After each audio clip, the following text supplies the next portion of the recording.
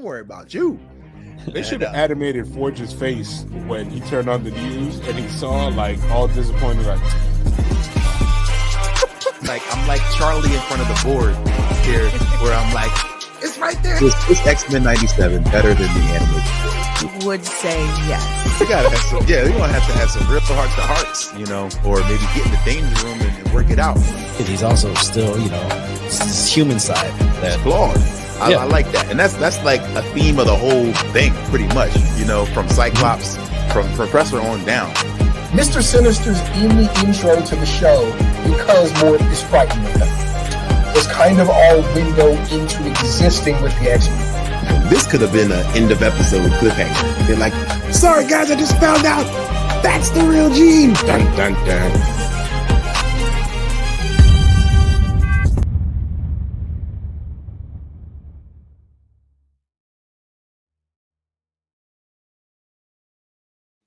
All right. Welcome back, everybody. It's your boy at the Sunset Kid. This is another episode of Xpod 97 presents Daredevil Born Again. Yes, I'm going to get it right from out the gate. Daredevil Born Again, brought to you by the Geekscape.net. Those good folks out there, you know, sponsoring our pod, having us on here. I am joined again by the hostess with the mostest that's helping us out at Cap Caveman, aka Derek. Derek, how you feeling, man? I'm feeling great. I just watched Daredevil. I'm pumped to talk about it, and the show just keeps getting better, man. Yes. This week's episode 4, aka called Six Semper Sistema, which is, I said it in a Spanish accent, but it's actually Latin. Good. Well, you know, being Hispanic is easy. So, you know, off the jump, you know, we got a recap of what happened last week. RIP, our boy, White Tiger, man. So right off the rip, Ayala, they do the recap. You know, last week, tears, man, with the coquille in the background, basically playing out the episode after he got murked, with what he described when his conversation with Murdoch. So what do you think? What, like, how do you like last week's episode? I know you wasn't on for our show, but how did that leave you? How did that leave you, man? It took my breath away, man. I mean, we saw him in the tiger suit. We saw him walking out, and he gets murked. I think that it was shocking. But like in the moment when they were showing him for that split second, it did have big time like Sopranos vibes where you were like, "Ah, man, nothing good is good. Something bad's about to happen," and it did. I wasn't expecting it to be that violent though, right? And like that's something that I love that they can do with these shows, and this show in particular, they don't hold back at all. They don't hold back with the things they say, the stuff they do. The violence, it's exactly where it should be for this particular, you know, series, right? Like for this particular character. And, you know, I knew in the moment that it, like, I felt like there's no way this is Punisher, you know, that they gave us that flash of the, of the logo, but like they've been giving us the flash of the logo so far a lot in the show. Yeah. And then cops have it tattooed on their necks and their wrists and stuff. So, and the bar, not the bar, that spot that was a safe house. The name of the spot was triggered, and it was the logo. It's like man, like Marvel is cooking right now. Like, you know, first and foremost, R.I.P. to Camar de los Reyes, the gentleman that played Ayala. You know, right after the show wrapped, a couple months later, he passed away, December 24th, Christmas Eve, 2024. He did not see the final product, as far as I know. Maybe they might have sent him rough cut, but I think it was a great send off. Like they dedicated the episode to him last episode. But jumping right into episode 4, you know, you see Murdoch is at the morgue. They're packing up Ayala's stuff, and you see the mask lay in a jar there. It's like very sad. And then, of course, Ayala's niece comes in, Angela, and just begging people. First of all, she wants to see her uncle, Right. which first of all, we're your parents, or your aunt. Like, this is really Yeah. not a place for you to roll up in the middle of the day.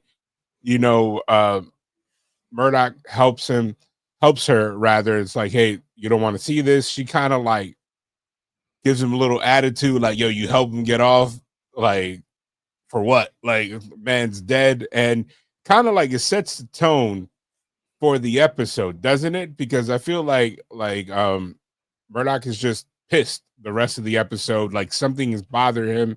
Like, where do you think his mindset is at this particular point in time? I mean, it obviously is, with an understanding of what she's going through, right? But like you said, as it goes on, it's almost kind of a sense of like people being ungrateful for what he's trying to do for them, right? And like Yep. honestly, things not working out.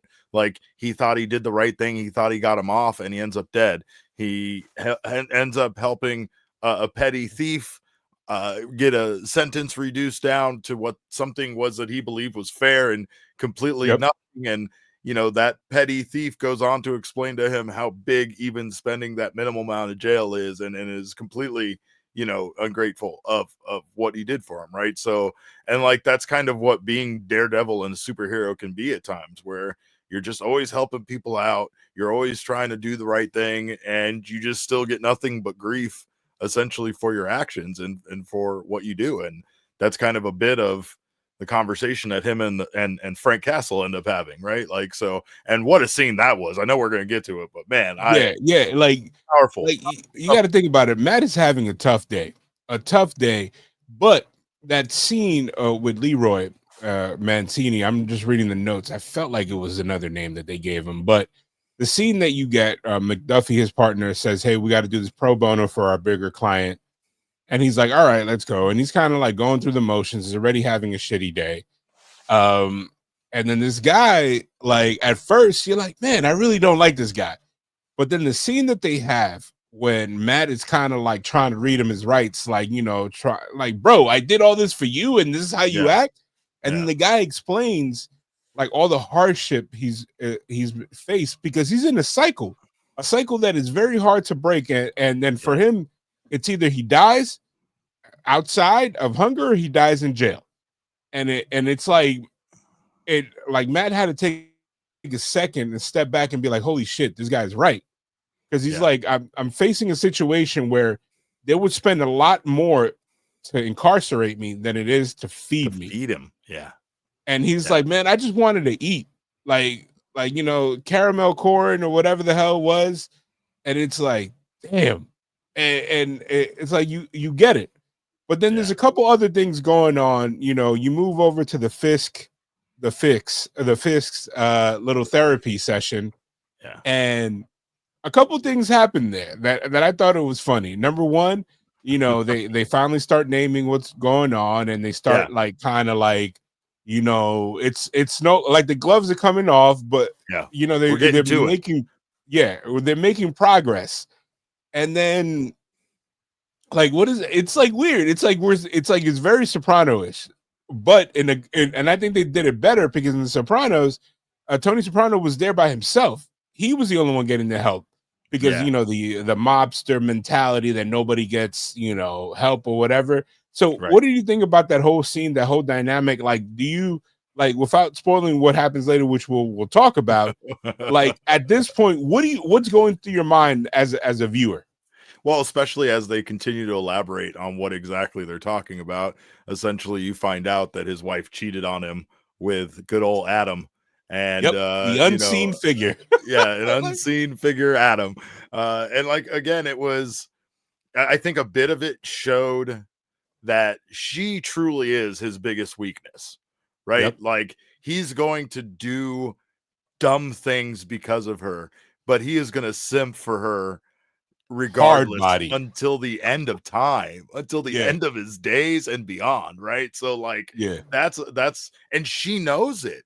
Like you can kind of tell that there is a bit of her that understands the control she has over him, and I felt like that was kind of on display while they were discussing this, right? Because she was just like, I don't know. I didn't think you were gonna be back. So this thing And then happened. I think it's crazy. I think like I discovered this about her character in the previous iteration of the show, in just Daredevil, the Netflix version, where she kind of like was talking to him like you remember when they came in and they were arresting her and she was like, yo, like you gotta do something about this. Like she's Right. like Right. go take care of this. Like take care of Daredevil, take care of this whole situation. Like I don't want to hear it.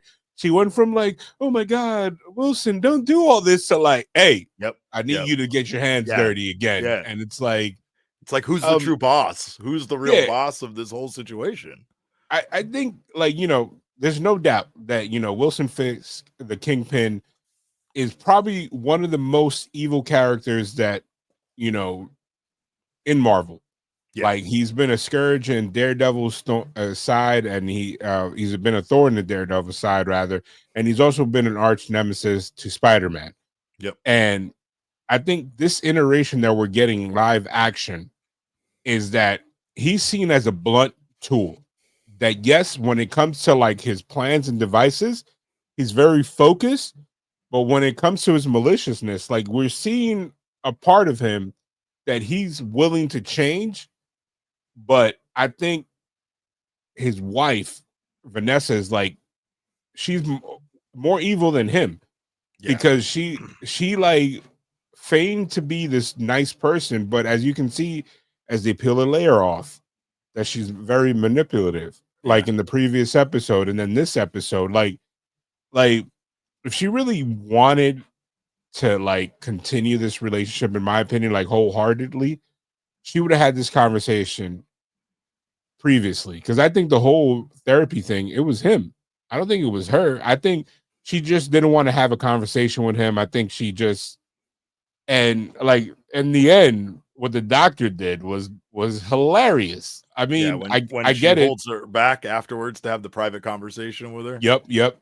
And then she was basically asking like, "Hey, are you safe?" And like number one, it's funny because he's the Kingpin. I get it. But it was more like what he said, and it was kind of like from how he was coming from it, like the way he said it. It wasn't necessarily the reason why. I think it was because the therapist recognized that he got cheated on, so he was hurt.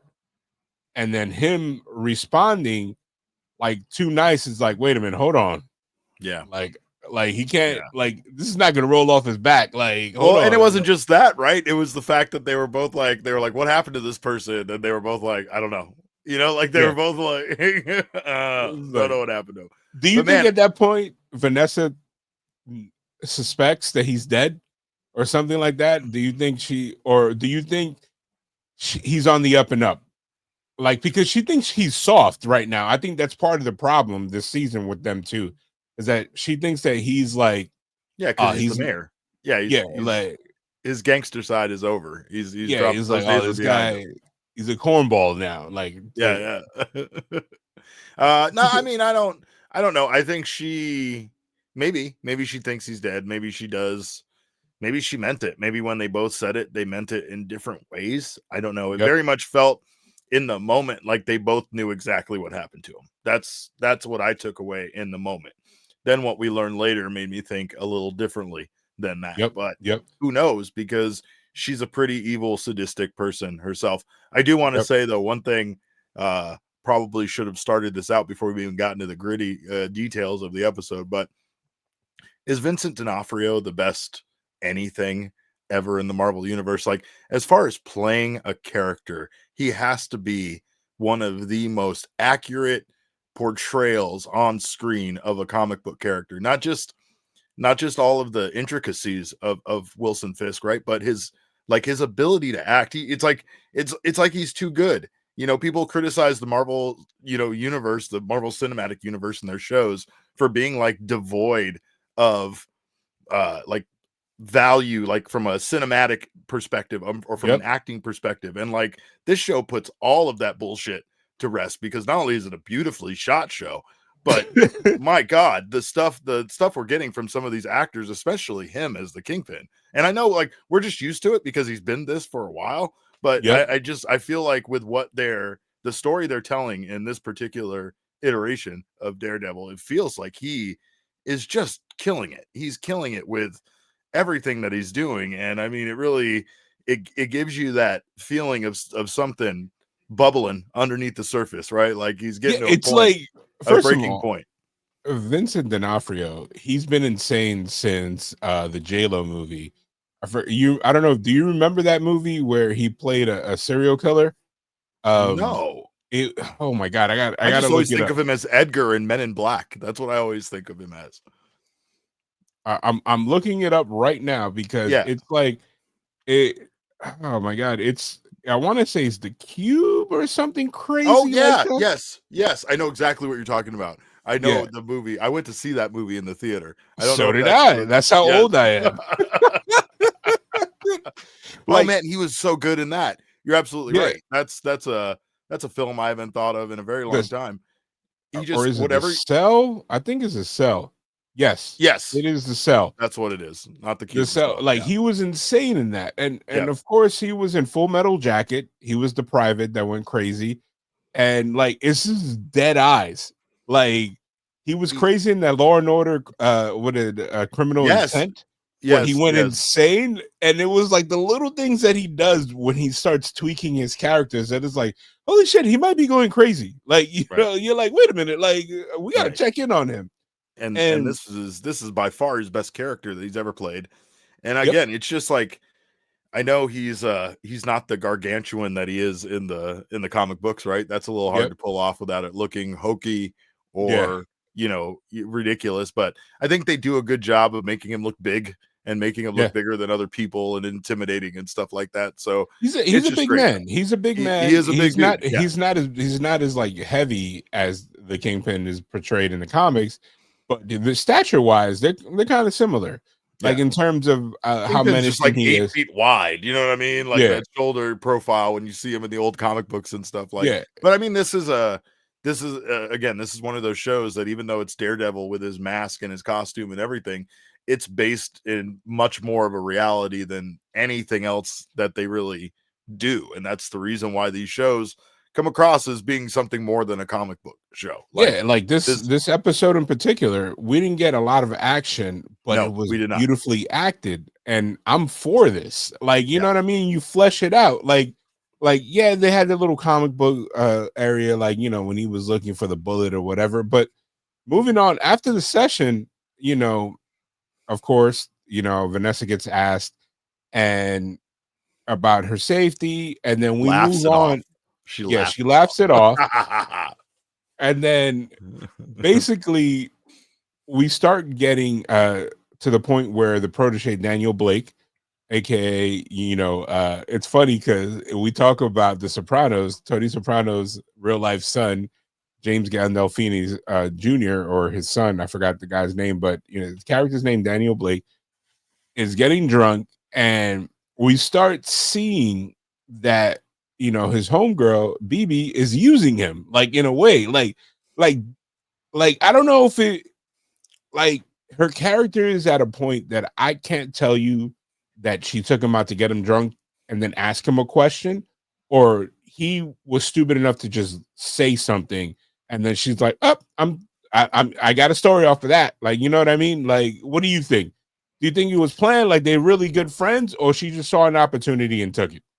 Well, they were friends before this. So, I mean, I think it's, I just think it's loose lips sink ships, right? Like, I think that, again, it was an opportunity for Kingpin to feel that paranoia that someone did it intentionally, but it was a mistake, right? And that's kind of this world that you live in where you can't really even trust your friends when you're doing stuff for someone like Wilson Fisk, you know. But again, just like the Kingpin, you kind of have to respect the way the kid just took it, right? He was about to kill an entire room full of people until he found out who the snitch was. Like, it was insane. Like, imagine you work at the mayor's office, right? And this is happening. Like, he just comes to everybody. Then, first of all, when everything happens, when he's first at the school, and then everybody's like, you built this city, and he's just not even pissed. He's just like, I don't want to listen to any more of this. I've never wanted to be somewhere less than this place right here with these children singing at me. Right? Yeah, that's like that is perfect Kingpin. He's like, what the hell am I doing here? Like he hates his part of his job, right? Which is crazy. And then, as he's told, probably the most upsetting news that he's had as mayor, he has to go to what is it, the Lithuania? Like what is it? I forgot. Latvia. Latvia. Latvia. Latvia. They have to go to the whatever the community center, whatever, and they're doing the exact same thing. Mm-hmm. And he's like, "What the hell?" Which like leads to him being even angrier. The way that they played those two scenes, I was like, "Holy shit, this is great!" Yeah, and then, like, it's funny because I think if it was anybody else besides Blake, he would have lost his shit and fired them. Like if it was the head of his PR, like I forgot the lady's character's name, but the one that's always like, "Hey, Mayor Fisk, you gotta like this is not how we do things." Like, you know, from the beginning of the, like, she's trying to explain the procedures and everything. And like earlier, she basically told them like he wants to build this extravagant section in a Red Hook. And she's like, "Yeah, you can't just do that." And he was like, "What do you mean?" He was like, "Well," and she's like, "You know, you got to ask for this." He's like, "So what's the process?" He's like, "Oh, so what you're saying is we just got to start there." And he's kind of like not listening to her. Like, it's insane, but it turns out it was Blake. And then he was like, "Hey," pretty much having like, "Hey, Slugger," puts his hand on him like, "Don't worry about it, man. Like, we're cool, but don't do that shit again." But hey, I get it. Not even don't do that shit again. He says if you do anything like this again, it'll be the last thing you ever do. That's like cool. This man is threatening people in the mayor's office. Like, isn't anybody out there like, "Hey, are we okay here? Like, are we gonna die?" No, they're just all happy that they got to keep their jobs. They're like, "Oh, I didn't want to hit up that LinkedIn. Didn't want to get out on the job market." Well, and part of the I think we skipped over it, right? But like his plan was to redevelop an area, right, of town that's trash, basically, like a bad part of town, right? Like, and that's how this what this whole scandal is calling him the mayor of garbage or whatever, right? Like, but again, there's a vision he has. I like though that, you know, you could see the annoyance with the bureaucracy, and that's something that you're seeing here is like, no matter how I feel much like that's going to come back. Like he had the power, he wants the power, but now it's like you can see the regret in him throughout this entire episode, being drugged to these sessions where he's having to be sung at by people, is that he doesn't want any part of this part about being mayor. He wants the part where he can take action. Like you said, he's a man of action. He's a man that wants to get shit done, and in self-interest, right? Like that's it's good to have somebody like that if he's doing it for the benefit of the community, but it's for his own self-interest. So like again, he's just tired of all of these committees and things that he has to do in order to get any of this stuff done. Like he didn't want to become mayor to, you know, shake hands and kiss babies, and right, and go to meetings. He's like, like he's here to just get shit done. So, and then what I think the key to this episode happens next, which is, you see Matt, you know, after he asked like the investigator, like, "Hey, he asked the coroner, like, did you get a shell casing?" And he was like, "No, it wasn't found at the scene." And so he goes and investigates, and then that's when they kind of I think they kind of reached a little bit with his powers, and then he uses the bottle, and then kind of like, first of all, as a human being, as an individual that lives in the real world, I will not ever put my hand down a storm drain. That in New York City, not ever, not for anything. Not to get myself off of a case, not to get someone I love off a case, not like, anybody ever. Blindly at that. So he's just like in there, like, and that had to be the cleanest storm drain ever in the world. It had like the one bottle. Yeah, it's barely like just this deep, just a yeah. little deep, right? But Like he should have put his hand in there and gotten bit by like 7 rats. Like I would have at that's least liked to see him look around for it, right? yeah. He went Like right and found the shell it casing, was like, like oh, bloop, bottle, oh, shell casing, knew it was yeah. there. And then first of all, he goes and pulls up on Frank Castle, which is yes, finally John Bernthal comes in and reprises. And first of all, he's looking feral. He's looking Amazing. Like the like exact way you'd expect him to look if he's in yeah, hiding and yeah, not doing shit. It's so good. yeah. Like and then Matt again had a shitty day, comes in like just mouthing off at Frank, and Frank is like, "Don't give me this bullshit." First of all, I don't know if you noticed, I feel like he was taking a psychotic, like that pill that he grabbed. Like I felt like that's like serious, like mental pills. What do you think? Or I like, don't really know. I'm not familiar. Like I've messed with Punisher a little bit, but I don't yeah, know like storylines about him, right? So I don't know what those pills were, or I'm kind of like you. Like I was just thinking that this is more of like a thing to keep him from going yeah, crazy and killing a bunch of folk, yeah, right? Like yeah, like this is his he keeps himself uh well mannered with these pills. and like in the rumored show that I believe was greenlit, like I hope we get to see what is he talking about. Like he's talking about like I got no time to help you, Matt, or what he calls him, Red. He's like I ain't got no Red. time for this, Red. And then he calls him out on his bullshit. If He anybody does. that Matt will listen to is him, because I said it in our first episode. I said um when Frank Castle, the Punisher, told him in the Netflix version of this show, he said, "Bro, the difference between me and you is that I had a bad. You're just one bad day away from being me," and he was technically right. Yeah. And then he called him on it. Like Matt came in with the holier than thou. Like he could have came in and be like, oh, "Okay, like when he told him like, okay, fanboys," and he goes, "Yeah, they're cops," and he's like, "What do you want me to do with it? Like this, I have nothing to do with that." And then Matt tried to be a dick and like, "Oh, you have nothing to do with it," and he's touching his guns, and he's like, and he basically Well, like, "Yo, he's basically saying like you could do more with you could do good with what you do. You could be out there helping people instead of being this asshole mercenary that basically kills people for money, right? Or yeah, does what he wants instead of trying to serve this greater purpose." And what a scene. Like yeah, what an argument between two characters that very much live in the same world in the Marvel, comic books, right? But like that both do things very differently. yep, And you get to a point where Frank starts making great points about, him running around in a Halloween costume and just in general the morality of what the two of them do, right? And yeah." like And then he called him. He basically like told him like cut the bullshit. yeah, Like what do you want me to do? Like I don't have time for this. Like you know what I mean? And then he's telling him like, "Oh, I heard about that." And then he starts talking about Bullseye. He's like, "Why don't you say his name?" He's talking about Foggy, and he's like, "I know, I can see the guilt, I can see the regret in you." And yeah, it's like, and then he's trying to deny it. Matt is like, "Nah, bro," and all this, like putting excuses. He's like, "No."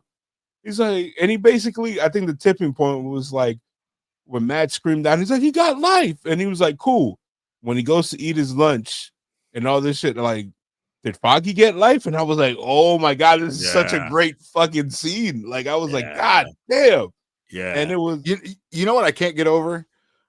I can't get over, and we talked about this a little bit because we discussed if we thought Foggy really did die, and like I don't think there's anything about that scene that would suggest otherwise. And if they did bring Foggy back, I almost think it would be a little lame based on yeah, how good it that would do the scene was. disservice. Yeah, It would do a disservice. However, why didn't Bullseye shoot Foggy right in the middle of his head? Isn't that what he does? Doesn't he assassinate people by shooting them like yeah, cleanly as a yeah, headshot? So it's like that's something that just leaves a lot of suspicion there. But this conversation, right? Like the guilt that Daredevil has is the reason why he's hung it up, right? He's not doing it yep, anymore. But here he is still, lecturing someone else on, that they could be doing more with their little fun gun collection that they have up on the wall, right? So, again, he wants him to address it. And he wants them to understand, like, once again, like you said, we're both one bad day away, and you might have had yours, right? Like, you're at Yeah. that point now.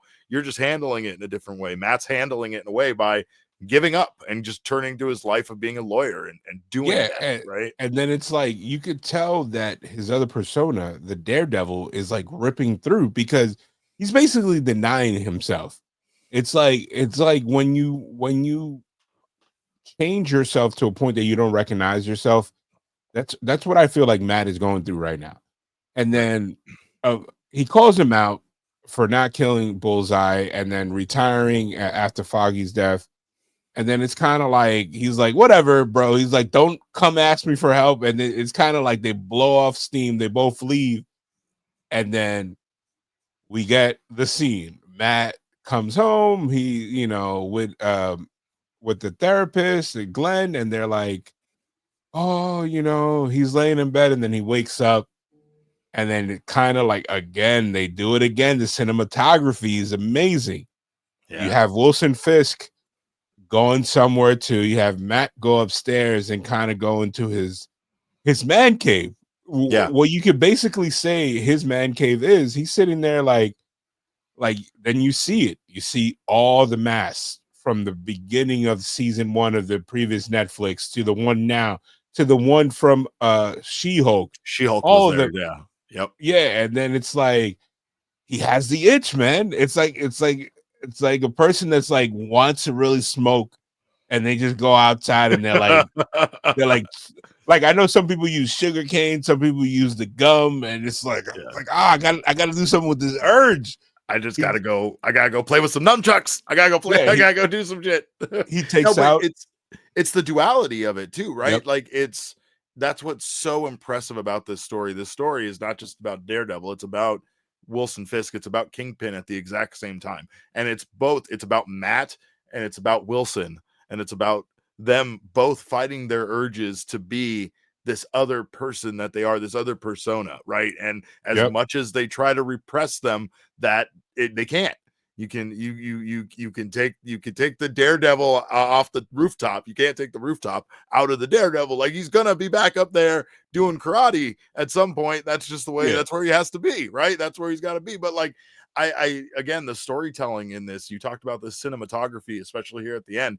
It just really reinforced this idea, this story that they're telling of both of these guys essentially trying to put their past of being a superhero and a supervillain behind them and live decent lives, and having essentially those other personas that they're trying to put in the closet and put away keep just coming back and wanting to be who they are. And it's like trying to deny who you truly are. He's truly a hero. Wilson's truly a villain. And that's really what it is. I think it's crazy because they both like kind of have like this, in essence, they're both sleepwalking in a way. Right. They both do this in the middle of the night where like all their impulses and everything just take over. Like, he's up there with the billy clubs, like he's still in shape. Like, I see this as he's been doing this entire time. He's up there, like, got the movements and everything. That explains why he was so crisp in episode 2 when he took down those cops. Yeah. Oh, first of all, we completely blew past that. Again, messing with the cop in the courthouse. Yeah. And then but a great use of his power, right? Like, I love the lie detector use of his hearing ability with the heart, right? Like, that was I love scenes like that because, again, in a comic book, right, there's a lot of visuals that they have to use to show you that. They have to have like the heartbeat like coming out and being words that are like, coming from his chest, like to basically show you as the viewer or the person reading what's going on, right? And like, I just love what they're able to do with him. And like, again, that's still not great. There's still trouble coming around the corner at some point with those cops, but it was a great way to like eliminate him as the person that killed Hector. And first of all, again, I feel like he's needling the cop. Like at the end, like when he when he's like, I got my eye on you or something like that. But he said, I'll be seeing you. And he was like, oh, make sure you bring more friends. It's like, Better what bring more are of you those guys. Yeah. So, you know, that's such good shit talking by a Yeah, superhero. like I'm just saying, I'm just saying, just bring more people. I And broke then that one dude's arm. Remember? yeah, like it was like I'm don't want that just smoke. saying. But then, you know, going back to duality, then we get Kingpin, and I love the way they set up the scene. He sits down. There's a big steak. There's like all the fixings. He's like shedding Like everything. He's pasta with like sausages on it, and then just more stuff piled on top, right? Yeah, Like, he's like he doesn't care. He's like with the red wine. He's like, I'm not gonna fake this anymore. He's like, this is what I really want. And then, sure enough, what I assume is Adam. it My is man Adam. is in a cage. And my man looking hack, like he's been there for a minute. And then And he repeats the line, you know, about forgiveness and loving to him, right? The same line that they got in the therapist's office. But like, again, the visuals, right? This entire show, every time they've shown Wilson Fisk eating up to this point, it's been some little tiny healthy meal. And the story being told with something as simple as him sitting down to like, nah, give me all the carbs and all the greasy meat, and then throw some more carbs and greasy meat on top of that. But like, to sit there and you know, show that man is not dead, and in fact, he is very much being tortured for his actions, for partaking in the delights of his wife, right? So that's it's just great, man. I mean, this is probably a flawless episode of anything I've watched, like just from beginning to end. But wait, they sprinkle a little bit more on it. Oh yeah. At the end, we see the masked figure who's just like out here killing people, leaving them in front of graffiti. That's crazy. I think that's gonna be something like. And that's how the episode ends with the victim like opening his eyes, and they're like, "Yeah, you're done, buddy." Like, there's some bodies hanging from hooks up at the top. A couple of those, like, whoo. Do you know who this individual is? Do you have any ideas? Yes, I do know who this individual is, but okay, you're not gonna spoil it for us. Not gonna spoil it. You guys just gotta watch. For the comic book readers, it's out there, but I think everybody's going to be very happy with the results. And then we basically get the show. So, I mean, that was it for episode 4. But on the 25th, we get hit. Well, not one. We get hit with 2 episodes. Let's go. Yeah. Are we going to do an action-packed episode, podcast episode covering both? Yeah. We got to do a giant, right? We got a Daredevil giant comic from back in the day. We're gonna see if we get some more friends involved, and we're gonna see if we structured it. Well, guys, I appreciate your time joining us with what is a late night episode recording of Xpod 97 presents Daredevil Born Again. We just reviewed episode 4. Once again, I am at the Sunset Kid 56. The hostess with the mostest. Again, appreciate you helping me out. Thank you, my guy. Thank you for having me. Cap Caveman. Derek, tell them where they can find you again. Just get me on Twitter, Instagram at Cap_Caveman with a K. And then other than that, if you like Diamondbacks baseball, boy, I got plenty for you. I'm sure that audience is small around here, but hey, if you like baseball, I love baseball. I do a show about it, but always a pleasure to be on here, and always a pleasure to watch a Marvel, anything Marvel that's this good, because this has been one of the most enjoyable series that they've had, I think, on Disney Plus. Yep.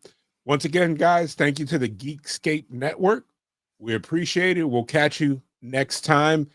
Until then, peace. Hey, this is Marcos. Thanks for supporting the Xpod 97. We now have merch, y'all.